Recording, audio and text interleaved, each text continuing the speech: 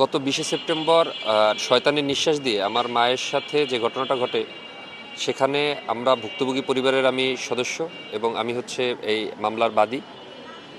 ওই তারিখে আমার ১৬ ভরি স্বর্ণ এবং নগদ ৪৫,০০০ টাকা এই চক্রটি নিয়ে যায়। এই চক্রর একজন সদস্য আজকে গ্রেফতার হয়েছে।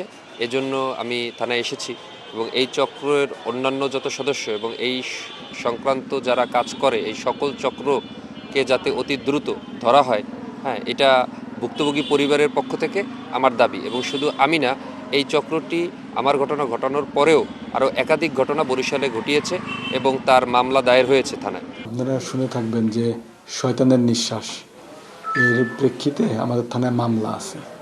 তা আমরা দীর্ঘদিন চেষ্টা করছিলাম যে ওর কিছু সিসিটিভি ফুটেজ আমরা বিভিন্ন হাইওয়ে থেকে, টোল প্লাজা থেকে অনেক জায়গার সিসিটিভি ফুটেজ আমাদের সংগ্রহ করা আছে।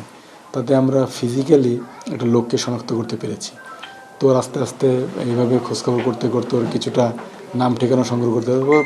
পরবর্তীতে তথ্য প্রযুক্তির মাধ্যমে অন্যান্য আমাদের আরও যেগুলো হ্যান্ডসগুলো আছে তাদের সহযোগিতা নিয়ে আমরা তাকে আজ পটুয়াখালী থেকে গ্রেপ্তার করতে সক্ষম হয়েছি।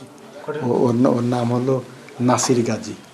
ও পটুয়াখালী লাউকাঠি গ্রাম, শ্রীরামপুর কালিকাপুর পটুয়াখালী সদর পটুয়াখালী।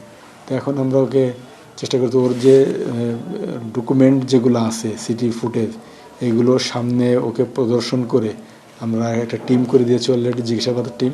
ওকে জিজ্ঞাসাবাদ করবো, নিরবচ্ছিন্নভাবে জিজ্ঞাসাবাদ করব, দেখি ওর ইয়েটা আমরা উদ্ঘাটন করতে পারি কিনা, চেষ্টা অব্যাহত আছে। বাকি দুজনকে আইডেন্টিফাই এবং এই মালামালগুলো নিয়ে যাওয়া মালামালগুলো উদ্ধার করে এখন আমাদের জন্য চ্যালেঞ্জ। আমরা এখন ওইটা নিয়ে কাজ করছি।